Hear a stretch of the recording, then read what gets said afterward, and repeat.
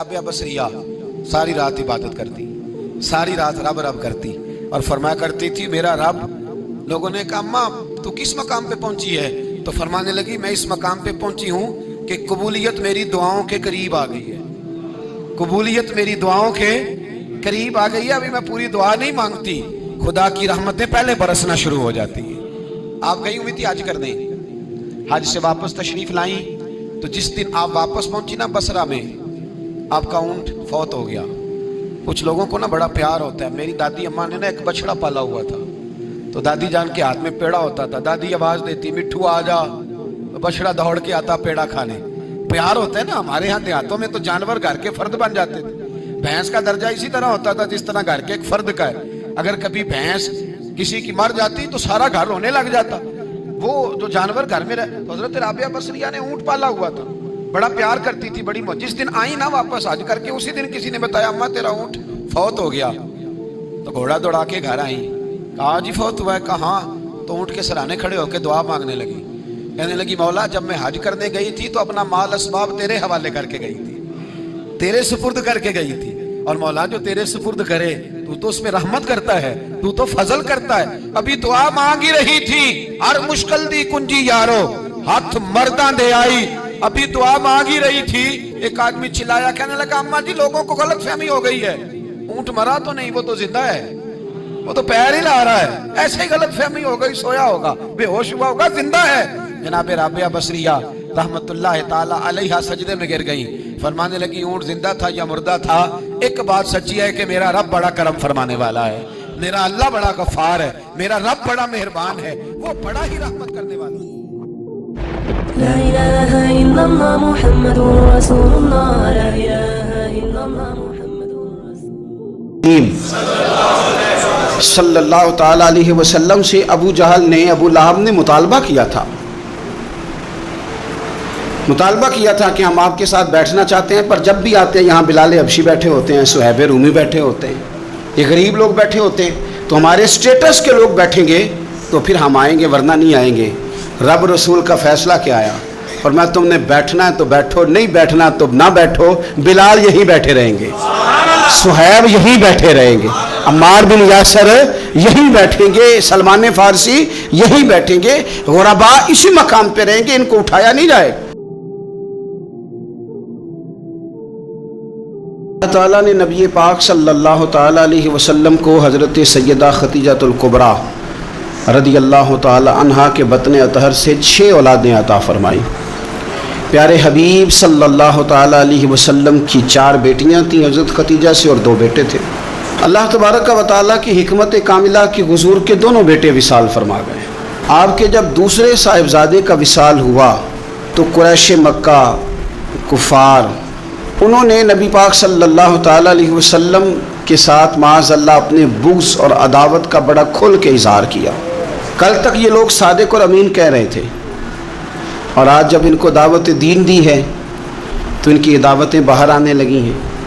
इनकी चूँकि अदावत थी, बुग़्ज़ था, तो हुजूर के दूसरे साहिबजादे जब विसाल फरमा गए तो कहने लगे कि माज़अल्लाह अब तो ये अबतर हो गए, बेटा ही कोई नहीं। जब तक ये ज़ाहिरी तौर पर मौजूद हैं बात बनेगी, और जब ये चले जाएंगे तो कौन होगा इनका मिशन चलाने वाला, कौन होगा इनका जिक्र करने वाला। बस माज़अल्लाह खुशियाँ मनाने लगे, बगले बजाने लगे। ये कुफार मक्का का तरीका है, कुरैश मक्का का, मुशरिकीन का तरीका है। मुसलमान का ये तरीका नहीं कि वो अपने मुखालिफ को मुसीबत में देख के तो खुशी का इज़हार करे, ये मुसलमान का तरीका नहीं। ख्वाजा हसन बसरी फरमाते हैं मैं एक दिन तकरीर कर रहा था तो पीछे पर्दे के पीछे औरतें भी सुन रही थी, तो मैंने तकरीर में कहा कि रब करीम के दरवाजे पे दस्तक देते रहा करो, दस्तक देते रहोगे तो एक न एक दिन दरवाजा खुल जाएगा। तो कहते हैं तकरीर अभी मैं कर ही रहा था कि पीछे से खातून बोल पड़ी, हसन बसरी इजाजत हो तो कोई बात करूं?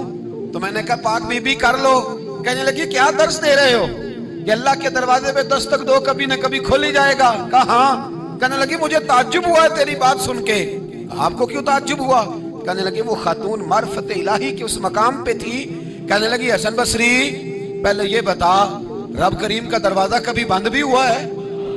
खुलवाएंगे तो उसको ना जो पहले से बंद होगा, और जो खुला हुआ है जो खुला हुआ पिछली राती रहमत रब दी करे बुलंद आवाजा बख्शिश मंगन वाले कारण खुला जे दरवाजा। फरमाया कभी बंद भी हुआ है। हजरत बीबी हुजूर सल्लल्लाहु अलैहि वसल्लम के साहिबजादे का विसाल हो गया तो कहने लगे देखा ना, हम ना कहते थे अब कौन जिक्र करेगा, अब कौन नाम लेगा। जब उन्होंने ये लफ्ज़ कहे तो मेरे अल्लाह ने कुरान मजीद नाजिल फरमाया, इतनी हसीन अंदाज में, इतनी सोहनी सूरत, फरमाया इन्ना अअतैना कल कौसर, महबूब हमने आपको खैर कसीर अता फरमा दी है। ये कौसर से क्या मुराद है? एक तो कौसर से मुराद है वो जामे कौसर, वो जन्नत की नहर जिसकी तैयारी कस्तूरी से की गई, सोने जवाहरात से जिसको सजाया संवारा गया, जिसके पास प्याले इस तरह पड़े होंगे, इतने प्याले होंगे जिस तरह आसमान पे तारे चमकते हैं, और प्यासी उम्मत जाएगी तो हुजूर जाम भर भर के उन्हें पिलाएंगे। एक तो कौसर से मुराद वो हौज़े कौसर, जामे कौसर, और एक कौसर से मुराद दीन इस्लाम।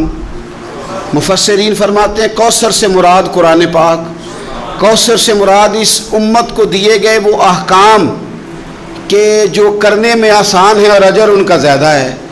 कौसर से मुराद नबी पाक के मौजज़ात, इसी कौसर से मुराद रब फरमाते हबीब इन्ना आतैना कल कौसर, जिस तरह की औलाद आपको दी है किसी को नहीं दी।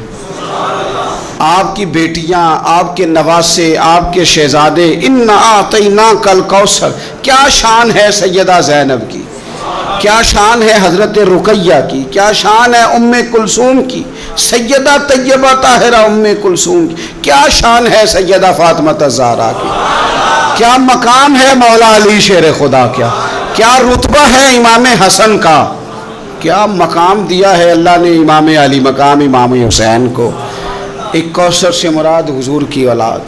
मुफस्सिरीन फरमाते हैं कौसर से मुराद रब फरमाता है महबूब जिस तरह के सहाबा आपको दिए हैं ना, दुनिया ढूंढेगी भी तो सिद्दीक़ अकबर जैसा नहीं मिलेगा, ज़माना तलाश भी करे तो फारूक आज़म जैसा पा ना सके, हज़रत उस्मान गनी की मिसाल दोबारा ना मिलेगी। और क़यामत तक मैदान भी सजेंगे, जंगें भी होंगी, लेकिन चर्चे और तज़किरे मौला अली शेर खुदा की तलवार के किए जाएंगे। हज़रत अब्दुल्ला इब्न अब्बास फरमाते हैं कौसर का माना हबीब आपको खैर कसीर अता कर दी, और करेंगे नहीं कर दी, करेंगे नहीं कर दी, दे दी महबूब खैर कसीर, आपको खैर कसीर दे दी। अब आप पता क्या करें, फसल्लि लिरब्बी का, आप अपने रब के लिए नमाज पढ़ें। इसका शुक्राना ये है कि आप नमाज पढ़ें, वनहर और कुर्बानी करें। अल्लाह ने खैर कसीर दे दी, अब शुक्राने में नमाज पढ़ें और कुर्बानी करें। इन्ना शानिया का हुआ अबतर, आपका दुश्मन जड़ कटा है। अबतर अरबी में उस जानवर को भी कहते हैं जिसकी दुम कटी हुई हो, आपका दुश्मन दुम कटा है।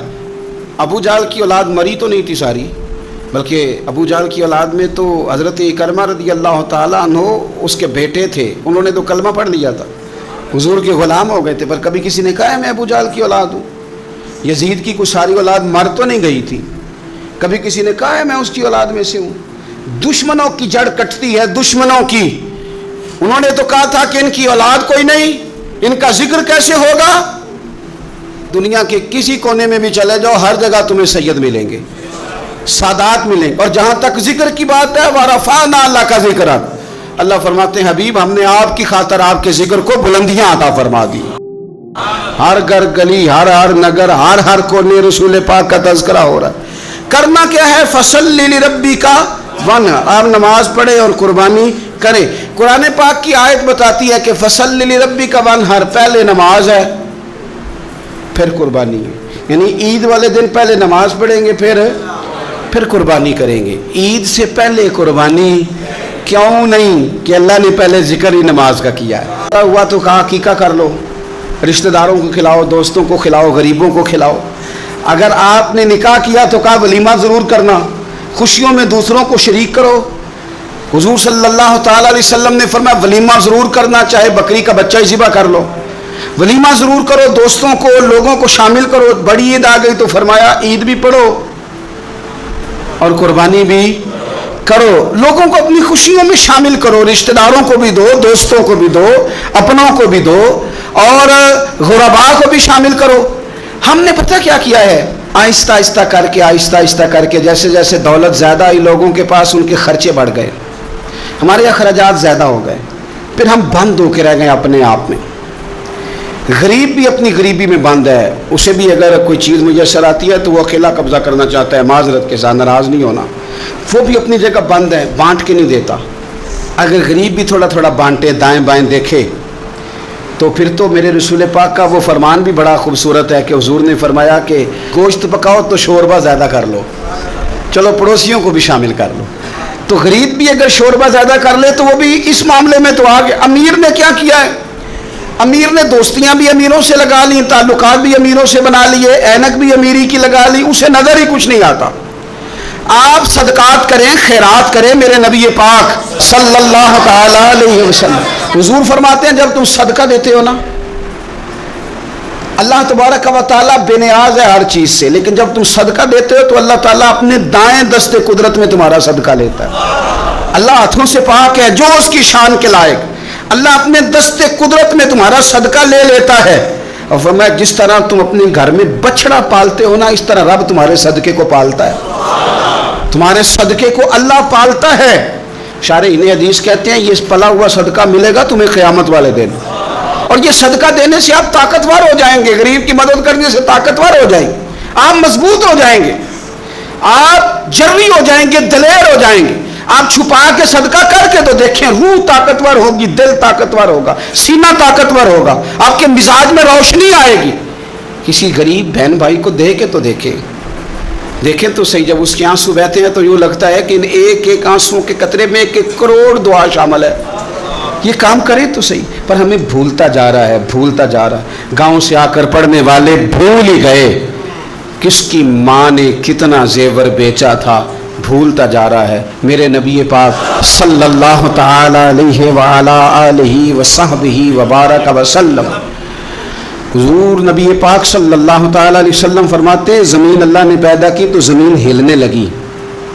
اللہ تعالیٰ نے میخیں بنا کے, قلعے بنا کے پہاڑ زمین کے اندر لگائے, پیوست کی. فرشتوں کو بڑا تعجب ہوا کہ شاید سب سے طاقتور مخلوق ہی پہاڑ ہیں. اللہ نے لوہا پیدا کر دیا, پہاڑوں کو گویا کاٹ کے رکھ دیا. فرشتے سمجھنے لگے سب سے زیادہ طاقتور ہی لوہا ہے. اللہ نے آگ پیدا کر دی, لوہا بھی پگھلا دیا. فرشتے سمجھنے لگے شاید سب سے زیادہ طاقتور آگ ہے. رب نے پانی پیدا کر دیا, آگ بھی بجھا کے رکھ دی. فرشتے سمجھنے لگے سب سے طاقتور شاید یہ پانی ہے. رب کریم نے ہوا دکھائی, ہوا نے پانی کا رخ بدل دیا. فرشتے بار بار تعجب کر رہے تھے تو رب کریم نے فرمایا کتنا کچھ سوچو گے, میں تمہیں بتا ہی نہ دوں سب سے زیادہ طاقتور کون ہے. یا اللہ بتایا جائے تو فرشتوں کو میرے رب کریم نے فرمایا ان ساری چیزوں سے زیادہ طاقتور تو میرا وہ بندہ ہے جو سیدھے ہاتھ سے صدقہ دیتا ہے اور دوسرے کو پتہ بھی نہیں چلنے دیتا. وہ بڑا طاقتور ہے, وہ بڑا مضبوط آدمی ہے. وہ عید کی نماز پڑھنے جب نکلو نا تو پلٹ کے ذرا لوگوں کے کپڑے ایک دفعہ دیکھ ہی لینا. جب عید والے دن صبح آپ نکلا کریں تو ذرا دیکھ ہی لیا کریں کس کس کا رنگ کیا ہے, آپ تھوڑا غور ہی کر لیا کریں. لیکن ہم نا اپنی ذاتوں میں اتنے مست اور محو ہو جاتے, خدا مجھے ایسی خدائی نہ دے کہ اپنے سوا کچھ دکھائی نہ دے. تھوڑا سا نیچے اتریں, تھوڑا سا لوگوں کا خیال کریں, تھوڑا سا آپ دیکھیں اسی وطن کے اندر کچھ لوگ ایسے ہیں جن کی غریبی انہیں پریشان کرتی ہے اور ان کی خودداری انہیں آمادہ کرتی ہے. وہ کشکول طلب بھی نہیں پھیلاتے. آپ خود سے تلاش کریں, آپ خود سے ڈھونڈیں, آپ مدد کا ذہن بنائیں, آپ دینے کا ارادہ کریں. دیکھیں میرا رب بڑا ہی کریم ہے. اور میرے نبی پاک علیہ الصلوۃ والسلام نے فرمایا یہ جو سخاوت ہے نا اس کی جڑیں جنت میں ہیں. اس نے سخاوت تھام لی, گویا اس نے تھام لیا وہ درخت جس کی جڑیں جنت میں. اور یہ جو کنجوسی اور بخیلی ہے نا, بخیلی, اس کی جڑیں جہنم میں. اس نے اس کو تھام لیا, اس نے دوزخ کو تھام لیا. میرے رسول پاک صلی اللہ تعالی علیہ وسلم نا کھانا کھلانے میں بڑے راضی ہوتے تھے اور حضور ترغیب دیتے تھے کھانا کھلانے کی. اگر یہ فکر جو حضور نے بیان کی یہ فکر ہمارے مزاج کا حصہ بنے تو دیکھیں کس طرح بات آگے بڑھتی ہے، اصحاب صفہ بیٹھے انہوں نے کھانا کھانا ہے، تو نبی پاک صلی اللہ تعالی علیہ وسلم فرمانے لگے جس کے پاس 2 لوگوں کا کھانا ہے نا وہ 3 کو ساتھ لے جائے، اور جس کے پاس 3 کا کھانا ہے وہ 4 کو ساتھ لے جائے، جس کے پاس 4 کا کھانا ہے وہ 6 کو ساتھ لے جائے۔ فرمایا 2 کا کھانا ہے تو 3 کو وہ پورا آئے گا۔ ہمارے ہاں اگر اعداد و شمار اکٹھے کیے جائیں نا تو ہمارے ہاں جتنا کھانا ضائع ہوتا ہے شادی پہ، بیاہ پہ، ولیمے پہ، عقیقے پہ، دعوت پہ، وہ ضائع ہونے والا کھانا اگر جمع کر دیا جائے تو کتنے غریب لوگ ہیں جن بیچاروں کو ہم اچھے کھانے میں شریک کر سکتے ہیں اور وہ بہترین غذا استعمال کر سکتے ہیں۔ کیوں کہ فرمایا 2 کا 3 کھا لو، 3 کا 4 کھا لو، 4 کا 6 لوگ کھا سکتے ہیں۔ اس سوچ کو جو سوچ رسول پاک نے عطا فرمائی تو آپ دیکھ سکتے ہیں کتنے سارے لوگوں کو کھانا میسر آتا ہے۔ ہم نے اب کیا کیا ہے، ہم نے دعوتیں بنائی ہیں تو امیروں کی، تحفے دینے ہیں تو دعوتیں بھی امیروں کی ہیں، اور ہمارا اٹھنا بیٹھنا بھی، تو ہر چیز میں ہم نے لیول بدل لیا ہے۔ میں بار بار گزارش کرتا ہوں کہ واپس لوٹیں، آپ ان جگہوں پہ آئیں جو جگہ ہماری اصل ہے، جو ہمارا بنیادی کام ہے۔ میرے نبی پاک صلی اللہ علیہ وسلم نے فرمایا وہ دعوت ملعون ہے، لعنتی ہے، جس میں امیروں کو بلایا جائے اور غریبوں کو نہ بلایا جائے۔ آپ نے جھڑکی کوئی نہیں دینی، جب کوئی دروازے پہ گوشت لینے آ جائے، کھانا لینے آ جائے، کسی موقع پر کچھ لینے آ جائے تو جھڑکنا نہیں، آپ کا لہجہ ٹھیک ہو۔ کپڑوں کی دعوت نہ کریں، آپ گاڑیوں کی دعوت نہ کریں، انسانوں سے پیار کریں، اللہ کے بندوں سے محبت کریں۔ آپ دیکھیں کہ غرباء کے ساتھ جب آپ کا رویہ ٹھیک ہو جائے گا تو اللہ تعالیٰ آپ کو بڑے بڑے نصیبوں سے، بڑے بڑے رنگوں سے اللہ تعالیٰ آپ کو نوازے گا۔ میرے نبی